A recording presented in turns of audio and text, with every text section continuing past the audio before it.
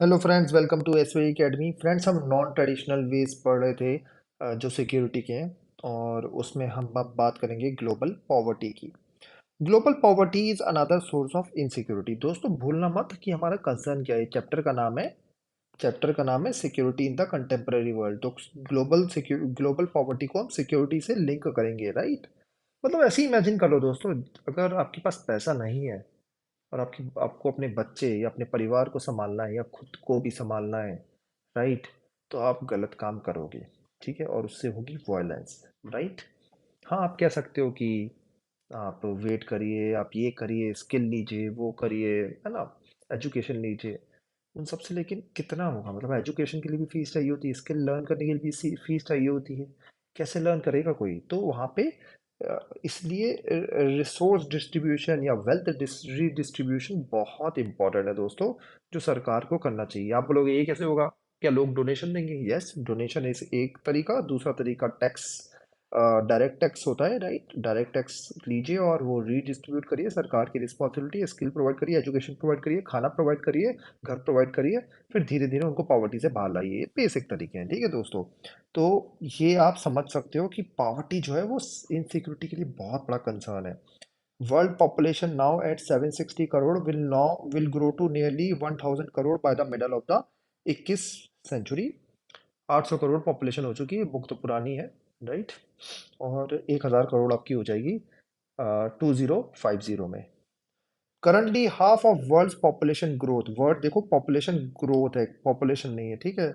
Half of population growth दुनिया की 6 country में हो रही है। India, China, Pakistan, Nigeria, Bangladesh, Indonesia, ठीक है। इन कंट्रीज के नाम देख लीजिए। और आप देख ही लीजिए सब कॉन्टिनेंट, इंडिया, चाइना, नहीं, सब कॉन्टिनेंट नहीं, मतलब चाइना तो सब कॉन्टिनेंट में नहीं आता, लेकिन इंडिया, बांग्लादेश, पाकिस्तान तो सब कॉन्टिनेंट में आते हैं। और उसके बाद अगर आप देखें तो चाइना आ रहा है, राइट। तो एशिया हो गया। फिर इंडोनेशिया भी अगर हम डाल दें, साउथ ईस्ट एशिया का कंट्री, तो एशिया के 5 कंट्रीज हैं और अफ्रीका का एक कंट्री है। तो यूरोप, लैटिन अमेरिका और अमेरिका, नॉर्थ अमेरिका है ना, या साउथ अमेरिका, नॉर्थ अमेरिका कह दूं और यूरोप कह दूं, तो वहाँ पे पॉपुलेशन इतनी बढ़ नहीं रही है, राइट। और पढ़ते हैं और समझते हैं चीज़ें जो कंसर्न है। Among the world's poorest countries, a population is expected to triple in the next 50 years। मतलब गरीब देशों की पॉपुलेशन बहुत तेजी से बढ़ रही है, whereas many rich countries will see population shrinkage in that period. देखो, मैं इसमें डिटेल में नहीं जाऊंगा ऐसा क्यों हो रहा है, लेकिन थोड़ा सा अगर देखें, अमीर लोग होते हैं थोड़े केयरफुली बच्चे पैदा करते हैं, एक करते हैं, एट मैक्स दो करते हैं, काफी बार तो वो भी नहीं करते, राइट। तो ये होता है। गरीबों का क्या होता है, उनका मानना ये होता है कि जितने ज़्यादा बच्चे उतने ज़्यादा हाथ बटाएंगे। उनके साथ साथ उनका ये भी मानना होता है कि हमारे तो एक दो बच्चे मर ही जाएंगे, तो वो खूब सारे बच्चे पैदा करते हैं।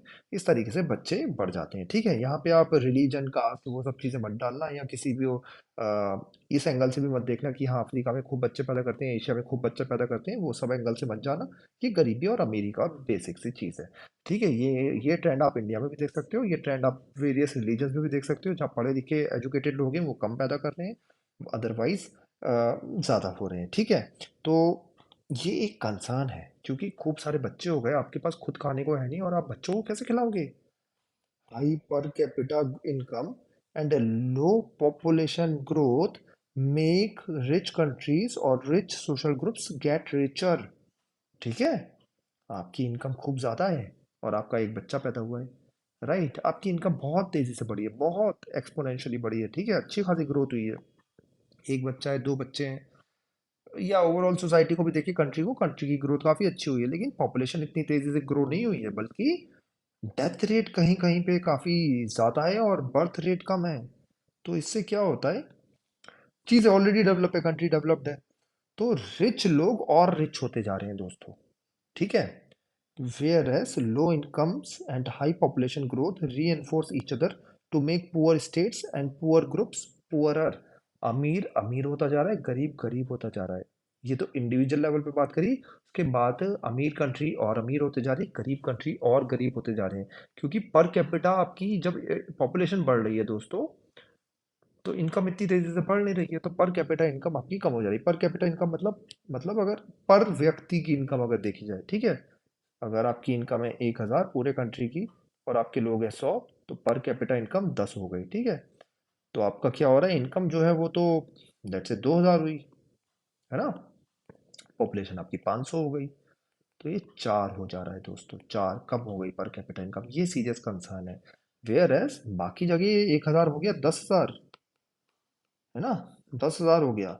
और आपकी पॉपुलेशन जो है वो इतनी तेजी से नहीं बढ़ी है, वो बस आप कह सकते हो कि लेट्स से 200 हो गई, राइट। 200 हो गई तो ये 50 हो गया, ठीक है। पॉपुलेशन बढ़ी है, ध्यान दो, डबल हो गई है, लेकिन ये इन पर इनकम जो है 10 टाइम्स हुई है। रिच कंट्रीज रिच ऐसे होते जा रहे हैं, राइट। आई होप मैंने अपने आप पॉइंट क्लैरिफाई कर दिया होगा। स्टिल ना क्लियर हुआ हो तो कोई नोट्स में आप लिख देना, आंसर दे दिया जाएगा। यहाँ पे थोड़ा सा स्टैट्स पढ़ लेते हैं। दो ध्यान देना दोस्तों, ये पुराने स्टैट्स से मैं आपसे रिक्वेस्ट करूंगा नए स्टैट्स पढ़ो, लेकिन आपको आइडिया मिल जाएगा लाइफ एक्सपेक्टेंसी कितनी है, ठीक है। लाइफ एक्सपेक्टेंसी का मतलब ये होता है कि आप जब पैदा हुए तो कितने साल तक जियोगे, है ना। मतलब वैसे तो कुछ पता नहीं, लेकिन एक अंदाजतन लगाया जाता है ऑन एवरेज। तो ये सब सहारन कंट्रीज का सिर्फ 40 ईयर्स है, बताइए। Nearly all societies with average life expectancy above 70 years है पर्सनल इनकम अबव $1,000। इससे क्या पता चलता है दोस्तों कि आपकी अगर पर कैपिटा इनकम ज़्यादा है तो आप ज़्यादा साल जियोगे, क्योंकि अपने हेल्थ एजुकेशन स्किल पे ध्यान दे सकते हो, right. In 1975, the life expectancy and the average income of Cubans were 70 years और $540 ये कमाते थे। श्रीलंकन की 80 ईयर $200 कमाते थे। ब्राज़ीलियन की 61 ईयर ये $750 कमाते थे। लिबियंस की 53 ईयर्स एंड ये $3,000 कमाते थे, ठीक है। Therefore, income and service distribution within countries critically influence the health status of the society। तो आपकी सर्विस कितनी है, एवरेज इनकम कितनी है, इससे पता चल जाता है कि आप कितने साल जियोगे, आपका हेल्थ स्टेटस क्या रहेगा। उसके बाद क्वालिटी ऑफ हेल्थ भी होती है। जिंदा ही रहना सब कुछ नहीं होता है। होप ये वाला पॉइंट भी आपको क्लियर हो रहा है। आप इस कैपेबल ही नहीं हो कि काम कर सको तो क्या जिए, राइट। ये थोड़ा सा इन्फेंट मोर्टेलिटी रेट देख लेते हैं, मतलब number of babies dying before the age of 1, ठीक है। इन्फेंट मोर्टेलिटी रेट, 1 साल से पहले कितने बच्चे मर जा रहे हैं। स्वीडन में सिर्फ 3 बच्चे मरते हैं 1,000 में से। डेवलप्ड नेशंस में एक में से 100 मर रहा है, मतलब 100 में से एक मर रहा है, उल्टा बोला मैंने। इंडिया सब कॉन्टिनेंट सिचुएशन देखो, 7 में से एक मर रहा है। कितनी बुरी बात है, 7 में से एक बच्चा मर जा रहा है 1 साल से पहले, ठीक है। पार्ट्स ऑफ अफ्रीका में 5 में से एक मर जा रहा है। तो ये भी एक रीज़न है दोस्तों, मैंने अभी जैसे समझाया कि पॉपुलेशन खूब ज़्यादा होने का एक रीज़न है ये। अब बोलो ये क्या बात हुई, इससे तो पॉपुलेशन कम होनी चाहिए। होता क्या है, जब गरीबों को लगता है कि उनका बच्चा मर जाएगा तो वो खूब सारे बच्चे पैदा करते हैं। देखो ये एवरेज तो अमीर गरीब मिला के आया है। अगर गरीबों की देखेंगे तो दो दो आ जाएगी 7 में से, या 5 में से 2 मर जाएंगे, ऐसी स्टेट आ रहे हैं, ठीक है। डेंजरस स्टेट्स, ठीक है। Death among children below the age of 5, ये डेवलपिंग में 50% मर रहे हैं। 50% कितना बड़ा स्टेट्स है ना। पर death among children below age 5, percentage of total death में से 50%, डेवलप में से 5%, ठीक है। तो ये स्टेट्स हैं।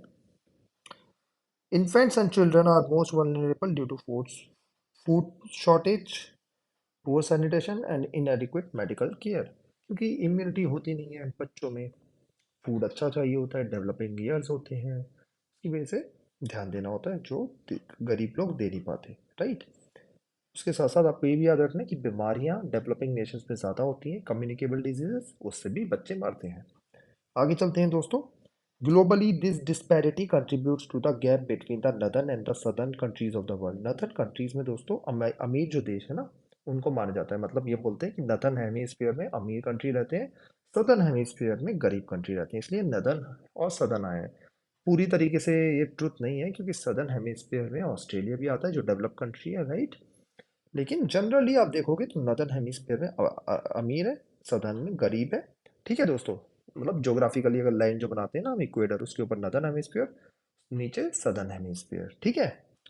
तो नॉर्दर्न और सदर्न में गैप ज़्यादा से ज़्यादा बढ़ता जा रहा है, इनकम का भी, पॉपुलेशन का भी। पॉपुलेशन सदर्न की बढ़ रही है, इनकम नॉर्दर्न की बढ़ रही है। Within the South, disparities have also sharpened as a few countries have managed to slow down population growth and raise incomes while others have failed to do so. कुछ कुछ कंट्रीज काफ़ी बढ़िया perform कर रहे हैं, जैसे श्रीलंका, ठीक है। अ, उसके बाद काफ़ी सारे कंट्रीज अच्छा परफॉर्म नहीं कर पा रहे। For example of the world's armed conflicts now take place in sub Saharan Africa. दुनिया की सबसे ज्यादा कन्फ्लिक्ट्स जो होते हैं सब सहारन में, मतलब आपने वो भी देखी होंगी, बच्चे बंदूक लेके घूम रहे हैं, गाड़ियों में आ रहे हैं, बुरा हाल है यार अफ्रीका का। Which is also the poorest region of the world. Sub Sahara poorest region, South Sudan, Sudan बुरा हाल है ना। काफी लोग तो ये कहते हैं वहां से गॉड सबसे पहले अफ्रीका से भाग गया, है ना, जोक मारते हैं, ठीक है।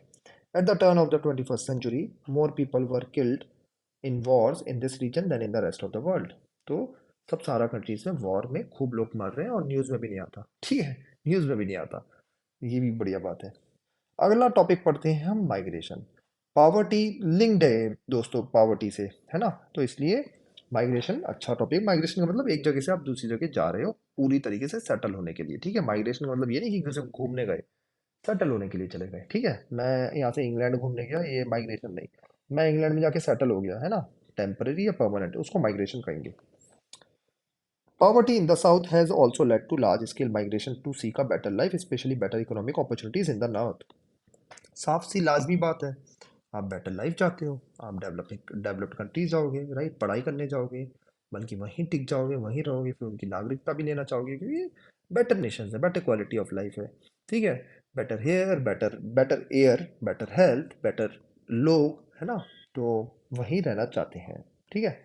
और मूवमेंट हो रही है तेजी से। This has created international political frictions. Normal सी बात है कि जब आप यहाँ से काफ़ी तेज़ी से मूव कर रहे हो तो वहाँ के देशों को ये पसंद नहीं आ रहा।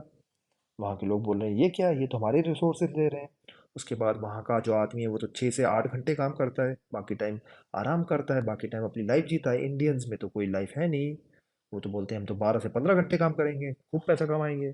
तो दूसरों की जॉब्स भी खा जा रहे हैं इंडियंस, राइट। तो आपको ये समझ में आ रहा होगा। हमें तो बचपन से रगड़ने की आदत है, पढ़ते रहते हैं, मेहनत करते रहते हैं, है ना। वहाँ जाके भी हम ये करते हैं, हम सोचते हैं हमें तो पहली बार पैसा मिल रहा है हाथ में, खूब कमाएंगे, खूब कमाएंगे, खूब कमाएंगे, राइट। तो हम अच्छे सक्सेसफुल भी हैं भारतीय दूसरे कंट्रीज में, राइट। ऐसा ही ट्रू है जनरली और भी डेवलपिंग नेशंस के लिए। तो आप देखेंगे इंडोनेशियन हो गए, इंडियंस हो गए, चाइनीज हो गए, पाकिस्तानी हो गए, बांग्लादेशी हो गए, है ना, काफ़ी अच्छा काम कर रहे हैं ये डेवलप्ड नेशंस में, right.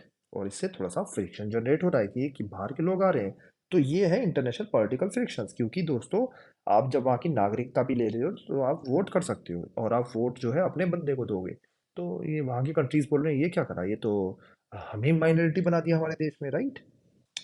International law and norms make a distinction between migrants, those who voluntarily leave their home countries, and refugees, those who flee from war, natural disasters और political persecution।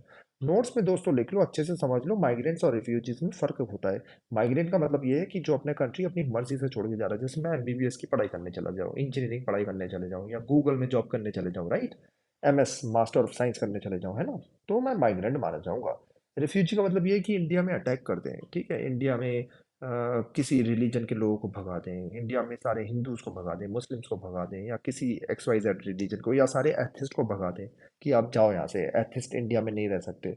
तो इसको बोला जाएगा रेफ्यूजीज, उनको refugees बोला जाएगा। जैसे रोहिंग्याज हो गए, रोहिंग्याज को म्यांमार से भगा दिया गया, तो उनको दूसरे कंट्रीज में जाके सेटल होना पड़ा, तो ये रेफ्यूजीज हैं। तो वॉर की वजह से या नेचुरल डिजास्टर या पॉलिटिकल परसिक्यूशन, उसकी वजह से जिनको माइग्रेट करना पड़ता है वो रेफ्यूजीज होते हैं। तो काफ़ी रेफ्यूजीज माइग्रेट कर रहे हैं, फ़लस्तीन से माइग्रेट कर रहे हैं। उसके बाद आप देखो तो पाकिस्तान से माइग्रेट कर रहे हैं, अफ़गानिस्तान से माइग्रेट कर रहे हैं, राइट। तो और तिब्बत से माइग्रेट कर रहे हैं इंडिया में, राइट, वो भी था इतने सारे बुद्धिस्ट, राइट। तो वो रेफ्यूजीज हैं दोस्तों, है ना। और जैसे आपके सुंदर पिचाई वगैरह हो गई, माइग्रेंट है। सुंदर पिचाई जो अल्फ़ाबेट के सीईओ हैं, या आप और भी कोई लोग ले लो, तो वो माइग्रेंट कहे जाएंगे। States are generally suppose to accept refugees, but they do not have to accept migrants. लिख लो अपने नोट्स में कि स्टेट्स को जनरली इंटरनेशनल लॉ के तहत और मानवता के तहत रेफ्यूजीज को एक्सेप्ट करना पड़ता है, लेकिन माइग्रेंट को वो एक्सेप्ट नहीं करते। तो माइग्रेंट के लिए जनरली वो वीज़ा प्रोसेस थोड़ी सी टाइट बना देते हैं। लेकिन ये भी समझिए माइग्रेंट से ही दुनिया के देश चल रहे हैं। अमेरिका और यूरोप के देशों को बहुत फ़ायदा हुआ है, दुबई को बहुत फ़ायदा हुआ है, सऊदी अरेबिया को बहुत फ़ायदा हुआ है माइग्रेंट से, right. While refugees leave their country of origin, people who have fled their homes but remain within national borders are called internationally displaced people। अच्छे से समझ लो, people who have fled their homes, अपने घर तो छोड़ के भाग गए, लेकिन वो नेशनल बॉर्डर्स पे बैठे हुए हैं, उनको इंटरनेशनली डिस्प्लेस पीपल बोलते हैं, क्योंकि उनका कोई घर ही नहीं है, बॉर्डर पे बैठे हुए हैं वो। तो दुनिया भर में सबसे बड़े कंसर्न ही है। देखो, रिफ्यूजीज को एक्सेप्ट तो करना है, लेकिन कंट्रीज एक्सेप्ट करते नहीं है, क्योंकि उससे लॉ एंड ऑर्डर की प्रॉब्लम होती है। और फिर उनको सेटल कैसे करें, और मानवता इतनी रह नहीं गई है, राइट? कैसे सेटल करें रेफ्यूजीज को? तो अलग अलग कंट्रीज के अलग अलग लॉ हैं, पॉलिटिकल इश्यूज भी होते हैं। जैसे कनाडा एक्सेप्ट कर रहा है, लेकिन फिर कनाडा भी नहीं एक्सेप्ट कर पाया एक टाइम के बाद। कैनेडियंस बोलने लग गए ये क्या है, बाहर के लोग आए जा रहे हैं यहाँ पे। जर्मनी के लोग बोलने लगे बाहर के लोग आए जा रहे हैं, ये तो भाई हम बर्बाद हो जाएंगे।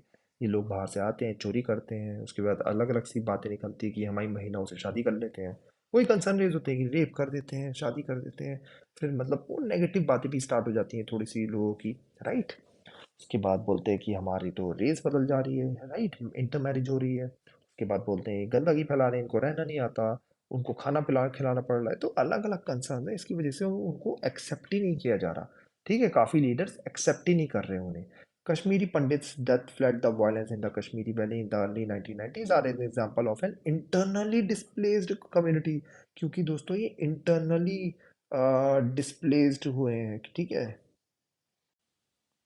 तो दोस्तों एक चीज़ में मैं अपने आप को थोड़ा सा यहाँ पे करेक्ट करना चाहूँगा कि अभी मैंने आपको जो बताया था वो इंटरनेशनली डिस्प्लेस पीपल बताया था, लेकिन ये इंटरनली डिस्प्लेस पीपल है। इसको मैं थोड़ा सा यहाँ पे करेक्ट करता हूँ। अभी जो मैं आपको बता रहा था कि जो लोग मूव कर रहे हैं डिफरेंट डिफरेंट कंट्रीज में, लेकिन बॉर्डर पे बैठे हैं, वो इंटरनेशनली डिस्प्लेस्ड हुए हैं। इंटरनेशनल, ठीक है, एक कंट्री से दूसरे कंट्री। लेकिन यहाँ जो वर्ड है उसको ध्यान दीजिए, जो मैंने भी गलती से मिसप्लेस कर दिया, वो है internally displace people. Internally displace people मतलब ये आपका देश है, आप ए जगह पे रहते हो, आप बी जगह पे चले गए, ठीक है, आप इंटरनली अपने देश में ही माइग्रेंट बने हो, ठीक है। तो कश्मीरी पंडित वो एग्जाम्पल है जो कश्मीरी वैली से दूसरी जगह चले गए। वो दिल्ली में सेटल हुए, वो कहीं और जगह, मेनली दिल्ली में आए, और भी बहुत सारी जगह सेटल हुए हैं कश्मीरी पंडित्स, राइट? जम्मू में सेटल हुए हैं, और भी इंडिया के, नॉर्थ इंडिया की काफ़ी जगह पे सेटल हुए हैं। तो उनको इंटरनली डिस्प्लेस बोला जाता है, राइट? फर्क समझ गए होगे ना, internationally displace, internally displace. International वो हैं जो एक कंट्री से दूसरे कंट्री जा रहे हैं दोस्तों, राइट? और काफ़ी बार जो मैंने आपको उसमें सेकंड पॉइंट भी बताया वो भी इंपॉर्टेंट है कि काफ़ी कंट्रीज उन्हें एक्सेप्ट ही नहीं करते, तो वो बॉर्डर पे बैठे रहते हैं, बॉर्डर पे आसपास। आपने देखा होगा टर्की का बॉर्डर चेक करो, ठीक है, वीडियो चेक करिए। और इंटरनली डिस्प्लेस मतलब अपने कंट्री के अंदर, ठीक है। ये दोनों आई होप आपको फर्क क्लियर हो गया होगा। Where the world displace people are being hosted, ये लिखा हुआ है कि जो लोग मूव हुए हैं वो कहाँ पे रह रहे हैं। 16% अमेरिका में रह रहे हैं, 17% यूरोप में, 26% मिडल ईस्ट नॉर्थ अफ्रीका में, 30%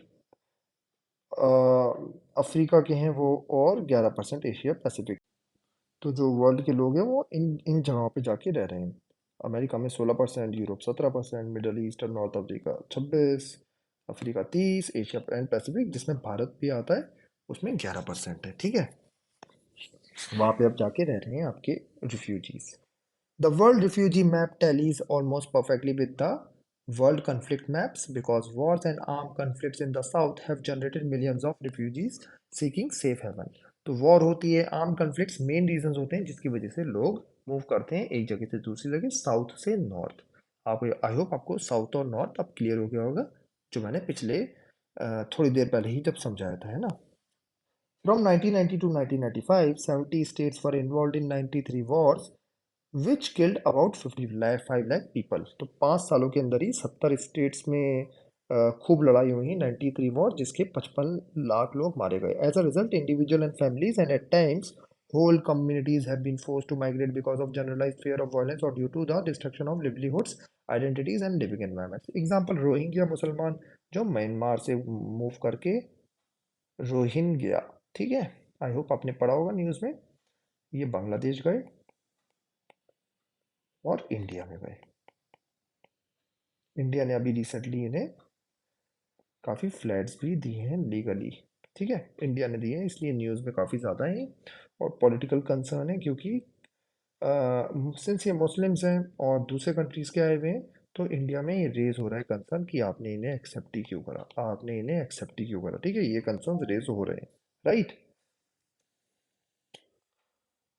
तो पूरी पूरी कम्युनिटीज़ को भी काफ़ी माइग्रेट करना पड़ता है, काफ़ी बार फैमिलीज मर जाती हैं, बच्चे माइग्रेट करते हैं, कभी हस्बैंड मर जाता है, वाइफ करती है, ऐसे चीज़ें चल रही हैं। A look at the correlation between wars and refugee migration shows that in the 1990s, all but three of 60 refugees froze coincided with the internal armed conflict। तो सिंपल ये इंग्लिश का कहने का मतलब ये है कि आर्म कन्फ्लिक्ट जो हो रहे हैं उसकी वजह से रिफ्यूजीज को मूव करना पड़ रहा है from one state to another, और फ्रॉम डेवलपिंग नेशंस और from poor nations to developed nations. तो हमें थोड़ा सा वॉर और आर्म कन्फ्लिक्ट पे जोर देना पड़ेगा। और बोलते हैं ना वो, threat to just threat to justice anywhere, है ना। Threat to justice anywhere, threat to justice anywhere is a threat to justice everywhere. फिर से बोलूं, threat to justice anywhere is a threat to justice everywhere. आप इसको लिख भी सकते हो, कोड भी कर सकते हो कि अगर कहीं पे भी जस्टिस नहीं होगा, कहीं पे भी इनजस्टिस होगा, तो सब जगह पे जस्टिस को जस्टिस के अगेंस्ट एक थ्रेट एक्ट करेगा, राइट। तो उसका रीजन यही है, इसलिए हमें विश्व शांति के बारे में बात करनी चाहिए, सिर्फ अपने देश की या अपने रीजन की नहीं, पूरे विश्व की शांति, राइट। तो दैट्स ऑल, आई होप आपको चीज़ें क्लियर हो गई हो।